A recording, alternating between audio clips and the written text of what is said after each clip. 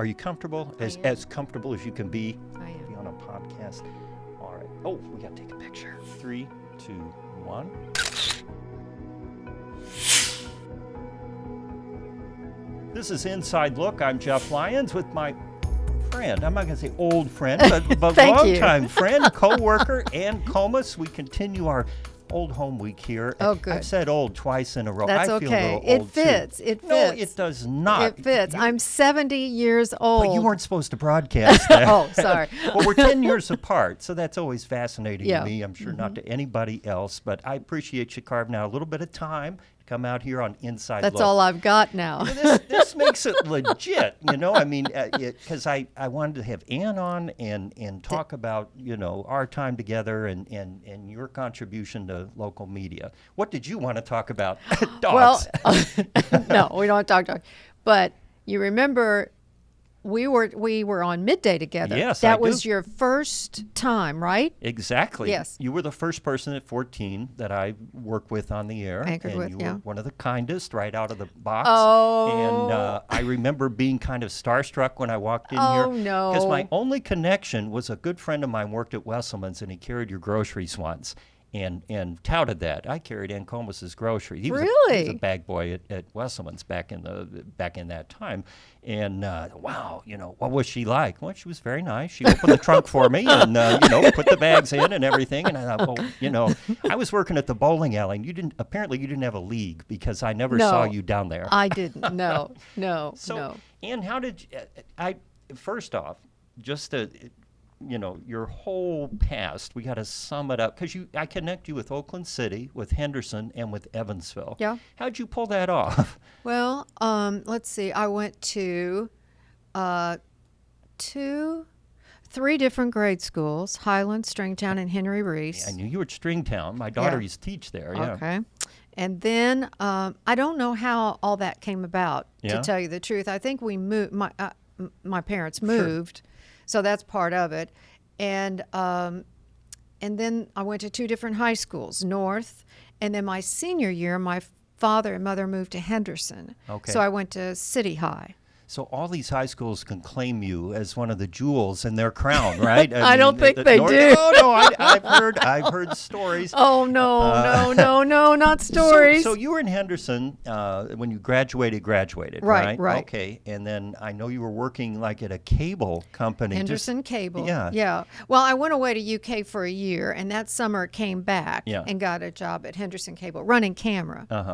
And so that was the spark then that got you in, or were I you never in really had a spark for this business. Now, I know that's not. Well, if you didn't have a spark, then why were you so Well, good at it? I don't know. I You were wasn't very good at. No. I think that you know, it was kind of belligerence on my part. I think that people kept telling me I couldn't do it, shouldn't do it.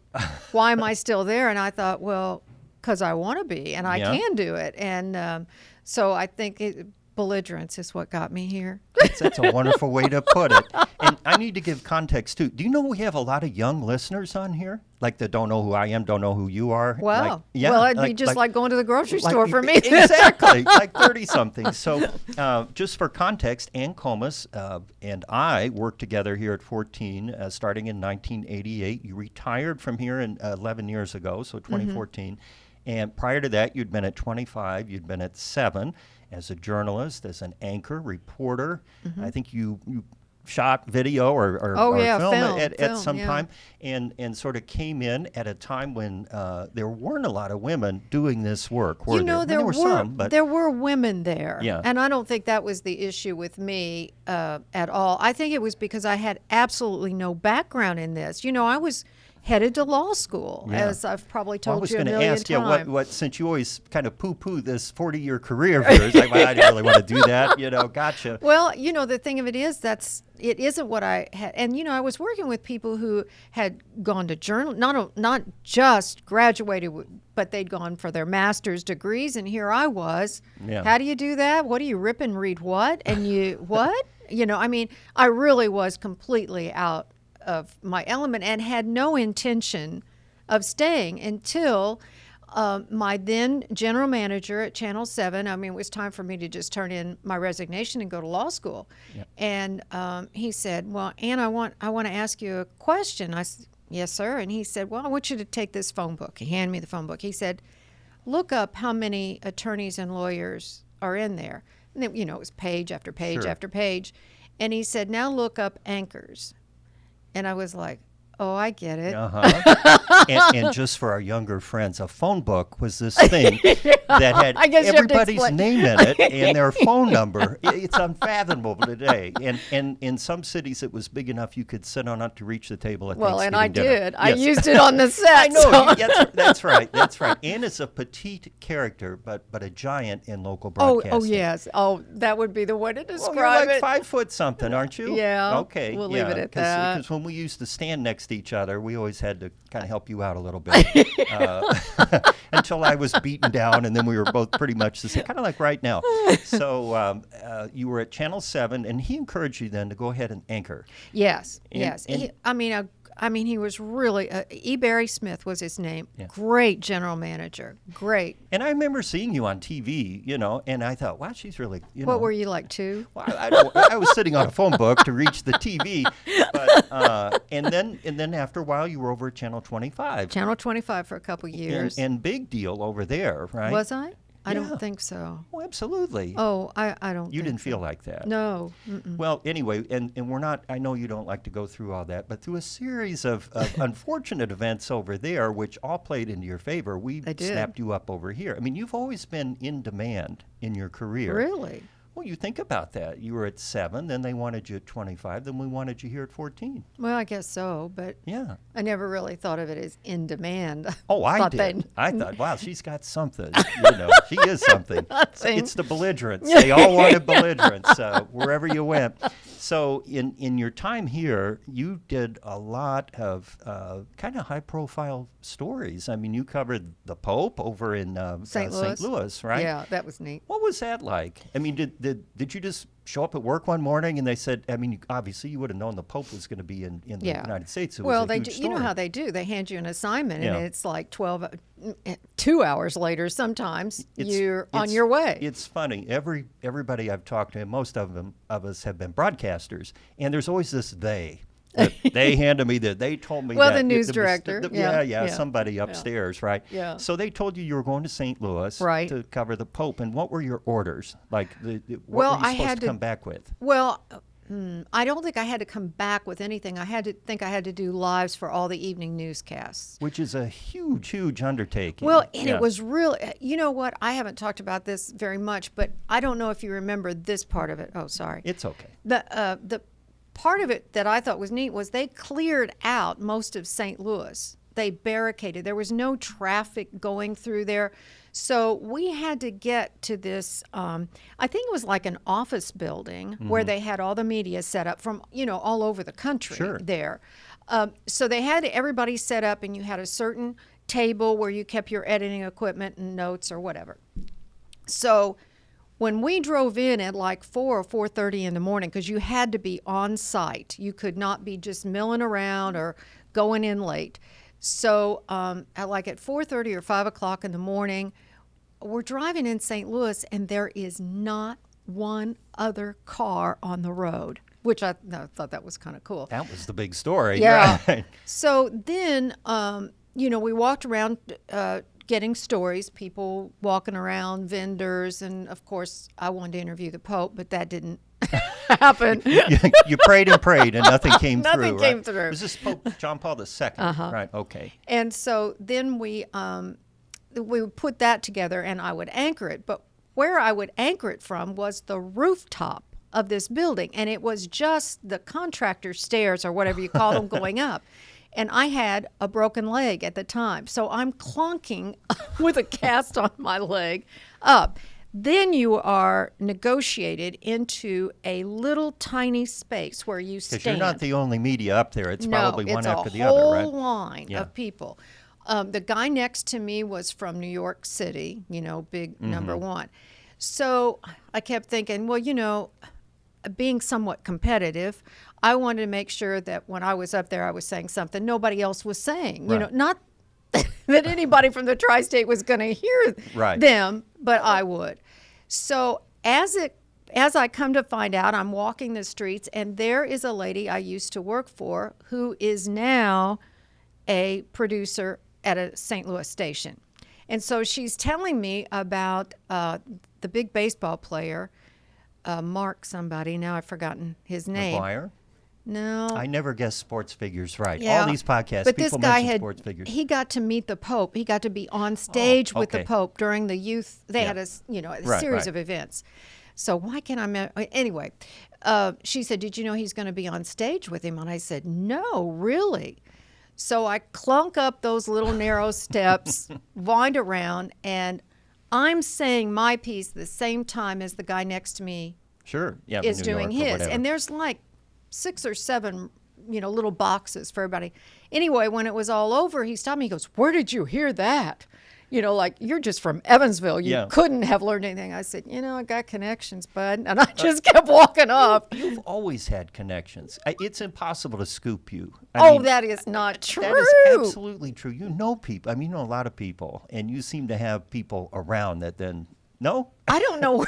Where do you get that? Well, I don't know. I always thought that you always knew everything. That nothing ever got by you. That you always kind of knew things before they happened. No, I don't think so. So, but you did the Pope. Did the Pope, thing that was and fun. came back and survived that. And Yeah. then you interviewed Donald Trump during the Apprentice years.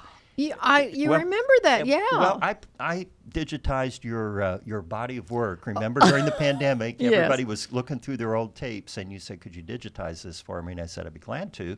And here you are. I guess you're in New York. I don't know Right, where it New was. York at Yeah. Trump Tower. Okay. Yeah. Well, how did that come about? Well, you'd have to ask whoever was the general manager, because I think that he was doing The Apprentice, so it was Sure. probably an NBC freebie thrown out to whatever stations Right. And so wanted they- to take them up. So you show up at work one morning, and they and- say, "Oh, and by the way, you're you've going got to New York." Yeah, you're on a plane this afternoon or whatever it was. So we flew to New York City, and first of all, it was not just The Apprentice, but it was also Law and Order. And okay. And Dennis Farina was doing it at the time. Right. And so anyway, I got to interview a lot of people with, and it was so funny. The reason I remember Dennis Farina is he was hilarious. I mean, that deadpan, Yeah, gangster on the kind show, of, yeah, right. that gangster kind of attitude. So he was neat. Jesse L. Martin was there, and he goes, "Now, where are you from?" And I said, "Evansville." He goes, "Oh, barbecue." And I said, "What?" He said, "Yeah." He said, "I've been there." He apparently did some play, musical or something at the Civic Center, and they brought in barbecue. And I said, "Do you remember the name of the place where they brought it in?" No, he didn't remember that. Mac's Famous Barbecue, probably. Yeah. Yeah. So anyway, barbecue was how he remembered it. So that was great. So we were supposed to interview Trump the next morning, and the NBC people called and said that he wouldn't be available. Here comes the belligerence. I said, "No, we flew all this way at my station's expense. Yeah. This is not fair. This is what you promised." And so they sent a limo for us, and we interviewed him in Trump Tower, which when you go in, I mean, it's like gold plated in there. Yeah, you I've go seen the in, pictures. and at the elevator, there's a bodyguard. You get in the elevator, there was a bodyguard, and then there was a bodyguard waiting for you when you got to the top. Yeah. And who were you with? Just one of our photographers? Or, No, Or they it was provided all union. So Oh, that's right, our New York. photographer couldn't go, but Joe got to go with me. Okay, your husband. Yeah, So, yeah. great, very good. And 25 years now, about? Married? Yeah. Oh, yeah, I imagine. We were at the wedding. I know. Okay, no. Katie Anyway, sang. well, congratulations. Thank you. So anyway, you get there. Then did they want to vet your questions, or was it just a free No, and they open? didn't. I think they just assumed I'd ask about The Apprentice, but I work nights. I'd never seen it. Well, I hadn't either. I mean, I'd see it kind of, it would be on the background and everything. Yeah, but- So what'd you ask? Well, I had just read the book that came out that says he was not worth what he claimed he was worth. I read it on the plane. Yeah. And so those were the questions I asked him. And he said he didn't know what he was worth. And I said, how can that be? Mm-hmm. And he was, you know what? He was a perfect gentleman through that whole thing. And because I kept saying, how could you not know what you're worth? I don't get it. And He kept, well, I don't.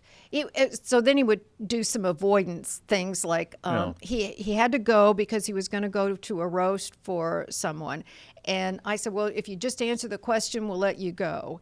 And of course, he never really answered the question. Right. Were you scared at all? I mean, were you intimidated? I guess that's a dumb question to ask. You're never intimidated. Well, are you? I didn't feel intimidated. I mean, obviously, he didn't kill anybody, you know. That's true. And there were no guns there. You've interviewed a fair number of people who have, right? Yeah. So no, I was. I mean, actually, I think you kind of look at it as the spirit of, I've got work to do here. How am I going to put this together when we get back? You know how it is. I know, yeah. You don't think about the emotions of the whole thing. You're just like, oh my gosh, I've got to make 3 packages out of this and 2 voiceovers, and so that's what I was thinking. Interesting. So, and you mentioned earlier you thought about going to law school, and then you were persuaded to go into television. But that must be part of you really enjoy like true crime and solving cases, things like that. You were the beat reporter, I guess, at one point with the courts,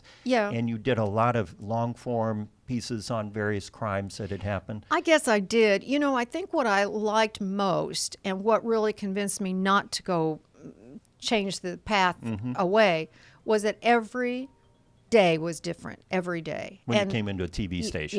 In a newsroom, every day is different. You don't just sit down. You get to work as soon as you walk in. Yeah. You were always interested, though, in the forensics, like the detective work that goes on. One of the other pieces that you can see my preparation for this interview was watching your YouTube clips that I put together. But you talked to a gentleman by the name of, I think it was David Glassman, who was a forensic scientist, archaeologist. Right, and he was a professor at USI. At USI, and was able to look at skulls and teeth and so forth and put together a story. And I watched it was like a 3-parter or something, and you could just tell in looking at you doing the interviews that you were all over it. It's fascinating. Loved it. Well, what is it about that? I have no idea. No, I know. I guess because it is a piece of a puzzle, and I love puzzles. Yeah. So maybe that's a part of it. But isn't that a fascinating thing that you could take a skull out of the ground and know how old they were, know their gender, know their nationality? I think that's just fascinating. Yeah, and of course there's a lot of that involved in police work, detective work, and so forth. So maybe that's the melt. So now I'm going to do a 180 on you. So where did the dogs come from? Because you're a big dog person. Well, I've always had animals all my life. And love animals. Oh, absolutely. I didn't know that till after you retired, and social media is social media, but you started posting these pictures of owls, and I was like, what? Where did she see that? and it was like every day there'd be an owl for a man. And I've never seen an owl just sitting in a tree. I don't know if I'm just blind to them or can't. Well, you'd probably hear them first. Well, they talk. Yeah. Well, I know that, but you were really, really into dogs. I mean, there's 2 waiting in the green room right now for you to come out of here. So where did that come from? That was just something. Growing up, I was always around them. I always wanted a dog. I even had a duck at one time. And what was the duck's name? Popsicle. Oh. Because it was white with the orange beak. So I get it. It was Popsicle. That's clever. Yes. Did it follow you around? Yes. Or okay. That's clever. Yeah. How old were you at the time? Oh, 6 maybe. Oh, okay. 7, This is way back. Okay. Way back. We're excavating way deep into the Ancomas. So mystique. I mean, and my parents were always dog lovers, so this wasn't a far reach. And then I had 2 horses, showed them. Yeah, and that was with you one time. Yeah, well, only once.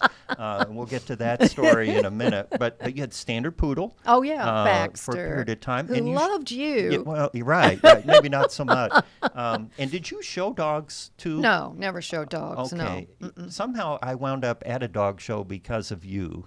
And my daughter told me... Oh, that's right, because Natalie wanted to see a dog show, Well, actually, Natalie wanted a dog. I misheard. And so I took her out to Roberts Stadium and we looked at dog show. all kinds of dogs, and we left empty-handed. Yeah, and lucky she never you. forgot it. Right. So, but that world, you like that. Oh, right? I love that, yeah. What is it about I have no idea. showing dogs? Well, I mean, I've never had a dog obedient enough to show.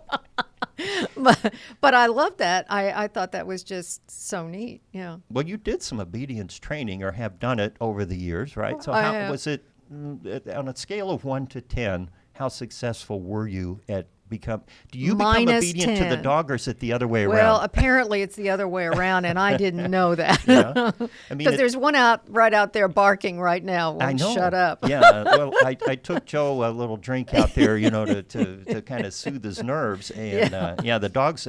I don't have good luck with dogs in your car. They perceive me as a threat. Yeah. And bite you. and treat me accordingly. That's right. Although I discovered my daughter got a dog, a little wiener dog. Doxy. You're right. And so I actually its name is Dolly. Oh, Dolly. Doxy was a dog I grew up with, my grandmother's dog. I Or misunderstood it that. was a family dog, and I always thought that was a funny name. And that was back in the 60s when they would just let a dachshund, it would just turn into this big bloated thing where its stomach would drag the ground, nobody cared. And now, of course, this little one that my daughter has, Dolly, is a little miniature and runs around. But I've discovered if you walk a dog, and you probably know this already, everybody wants to talk to you. Is that so? You've experienced that too? Oh, yeah, because, we take our dogs on vacations. Well, yeah, and I wanted to talk about that too. Yeah. So that, people, it's amazing where you can be. We were in California once, and people stopped and said, "How did you do this? You've got," I said, "Well, we have car seats, food. We have special car seats for them in the back, and they're really good travelers." Yeah.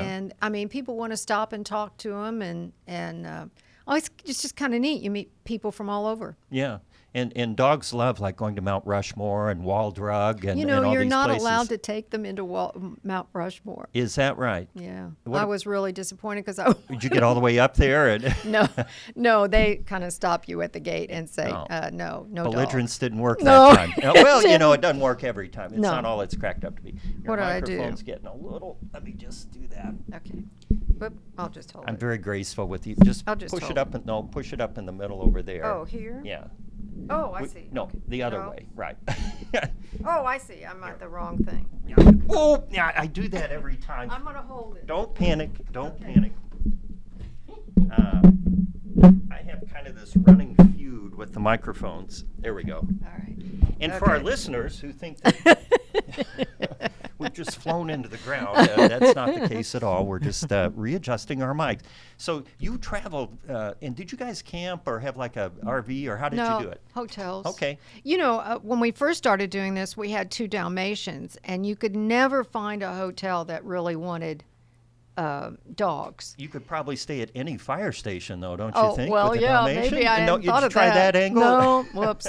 But now, so many hotels say they're dog friendly. Yeah. So yeah, that's not a problem. So what would the perfect dog vacation be? Where do they want to go?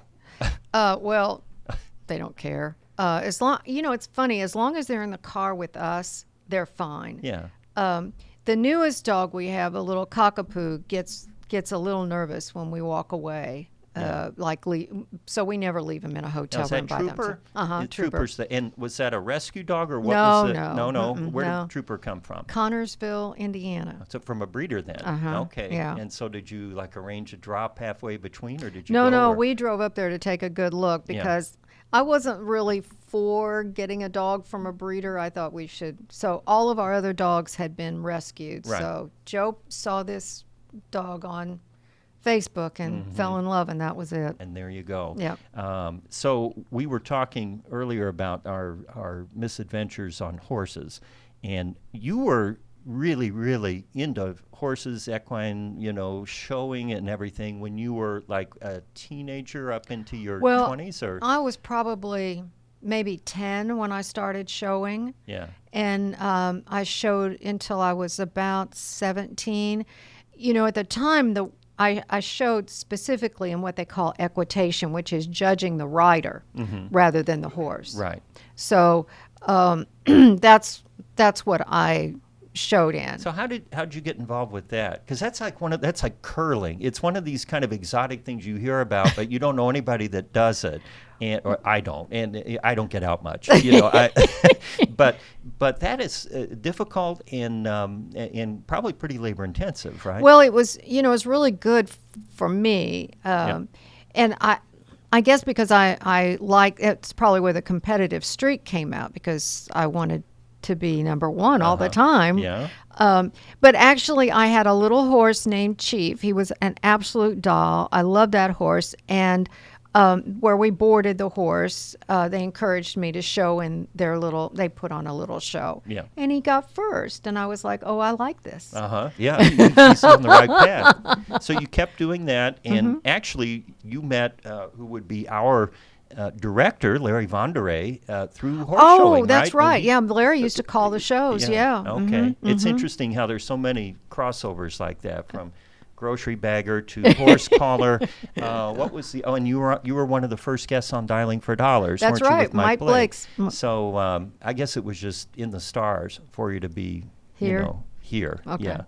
You look really disappointed when I said that. You know what? I'm just thinking about the connections you're talking about. I never thought of it that way before. I like that. Neat. Yeah. Well, I do too. It's interesting, and my grandmother was a big connector of people and events. She was somewhat. She was a doll. She was something else, and I remember, and I was thinking this morning, I don't know in any other universe that would have happened, where we were working together on the midday, and I said, "Oh, why don't you come to my grandma's house for lunch?" And you did. Why did you do that? Well, I wanted to meet your grandmother. My background changes every 30 minutes here, so Oh, I'm gonna just change it. Are back. we No, past time we're now? No, we're not past time. I just have to reload it. You remember what it was like to work here? Everything's a little, just kind of tenuous. Well, that didn't go. We will try it one more time here. I hate to. We'll leave 14 News up. What the heck? Yeah, it's an audio podcast anyway. What I was going to say was my grandmother used to live real close to here, to the station. And so when I started working, she was a loyal midday viewer. And probably our demographic, about 80, and hanging out eating chicken salad She sandwiches. thought I was your boss. And she thought you were my boss. And so I went. I didn't change that thought. No, you didn't. So I went to lunch one day, and she said, "Oh, why don't you bring Ann over? She seems so nice." And so I said, "Well, she's very nice." And but the funny thing was, when I went, it was always just kind of, chicken. I mean, my grandmother was a good cook, but it wasn't fancy. And so then I said, well, Ann's going to come for lunch. Well, we had like cloth napkins and little, finger relishes and the whole thing. And then you two get your heads together, and now you're excavating my childhood. That's right. Which was the unintended consequence of doing that. But she thought you just hung the moon, and that I worked for you. But she also thought that you kept a very nice house because our news set looked so clean.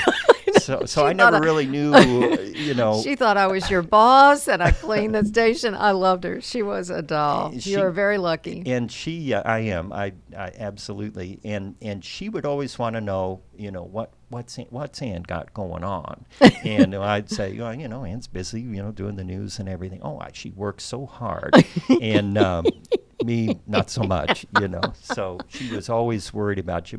And then your folks used to come here to the station too. And I met your Aunt Mimi and, of course, your mom and dad. Yeah. So I think that's unusual that we would all know each other's families kind of just by virtue of working here. Well, but we're all from here. Well, that must be. And I think that's part of the ease by which the families could come in and feel comfortable. And, they always want to know what you were doing. So I got the same. They didn't accuse you of cleaning the set. But, no, they knew better than that. Yeah, they look, well, how's Jeff? Jeff's fine. You want me to invite Jeff? Yes, please invite Jeff. Oh, okay. So, I went through a few lunches with those and a lot of questions and so forth, as expected. So you retired 11 years ago, and in my opinion, you pulled off the greatest retirement vanishing act ever. I mean, you really retired from this. Absolutely. And you're kind of hard to get, to come on and do this sort of thing. And why is that? How are you able just to say, that's enough? Well, it really wasn't that hard. I mean, there were so many other things I wanted to do. Yeah. So I was ready to do it. And, I planned for retirement. I didn't just make an instant decision. Yeah, you were talking about it when I started, and that was 25 years before you actually went out the door. So, yes, so it was I wanted to have well-planned, everything in place, and I had just a list of things. Oh, sorry, did I do it again? You're fine. I just had a list of things I wanted to get done, and I'm still doing some of them. I've gotten a lot of them done. I'm playing. I wanted to play. and Yeah. I'm playing. Yeah. Well, that's good to know. And are you still hanging out at nondescript locations like Yes. Cracker Barrel and Walmart on Friday nights? No, I've kind of given all that up. Do people still recognize you, or has it been long enough now that you can kind of go out and do your thing? They don't, they might know that I'm someone they recognize, but they either think I was a teacher or a nurse, which I think that's interesting. That's like, the belligerence coming through, right? say no. Do you want to guess again? I'll run into people who say, like, the guy who came to fix the garage door yesterday said, "Are you Aunt Komis? Did you used to be Aunt Komis?" Right. Was the way he put it. And I'm like, I used to be. Turns Yeah. out I still am. So, but that must make you feel good in a It way. does. Because you were such a part of the community, and still are, but back, in the day, you're doing Race Well, for the Cure and anchoring and all that yeah. stuff. Oh, I loved Race for the Cure. But yeah. Mm-hmm. you did a lot, is my point, and made your mark. But you were very content when it was time just to say, Yeah. okay, I'm done here, and gracefully leave the stage, and that was it. Well, my dad told me, or maybe it was my mother, but one of the, better advisors in my life said, never confuse where you work with where you live. And I think at some point, not, of course, when they first said it, because, Right. but somewhere along the line, that really sank in. And I realized all the things that they had taught me. How to be alone, for one thing, being an only child, Right. that was huge. And all of the gifts they gave me by, the love of animals, they shared that with me. They brought a duck into the house I mean, really? Really? And, they Popsicle. did. Yes. Popsicle came into the house. So, there were so many things that, well, you know what it's like. You work afternoon, evenings, and sometimes you work beyond that. And so this does have the ability to take over your life. And so when it was time for it not to do that, I was more than ready. And you were one of the happiest people I ever witnessed walking out of here when we did it. We did a big thing on a Friday night, and everybody came in to see you do your last newscast and applauded, which was kind of cool. Yeah, we it took was. a bunch of pictures, and then off you went. And then I think, you were gracious enough to do a piece for the 70th anniversary with me. And, of course, David then retired and started 2 Main Street, which he's more than eager to promote. Oh, yeah. And you were on that, and I think you and I did it once, too. But other than that, you're very elusive, which is kind of the appeal. It's like you're not overexposed, right? Well, there's nothing. Unless you ask me to do something, that's it. Well, that's true. I'll come do things for you, but it's other people's time Yeah. now. You've got a lot of really talented people in that newsroom who work really hard. It's their time. Yeah. Not you still mine. watch the news? Oh, I do. Yeah. Do you? Mm-hmm. And what's that like, being just, a viewer again? Well, it's interesting. I've gotten used to it now, because before I would say, "You did what?" Yeah, yeah. Wait a minute. You were still part of the decision-making process. Yeah, but you're now still thinking in your mind. You should, you should have led with this. Should have had that picture. Should have. And now it's not like that at all. Yeah. Now you watch it and I'll think, "Oh, I didn't know that." So yeah. So we're doing our job. You are, and everybody's doing great, and you do a fabulous job with the weather. What a team you guys have. We really, we've always had pretty good people here across the board, but to have 4 really, really good ones in weather at any one time is really a blessing. We've got Arden and Michael and Byron. Byron, and I have been here for a long time and have many different iterations. Chad Seawitch will probably watch this, and he was your biggest fan. He was a weekend meteorologist here. He wouldn't 13 want years. you to say that. He would want to come on here and talk about you. So, but anyway, I really appreciate you taking time to come out here. Well, I've enjoyed it. Is there anything I haven't asked you that I you don't wanted to think get off so. your chest? I don't think so.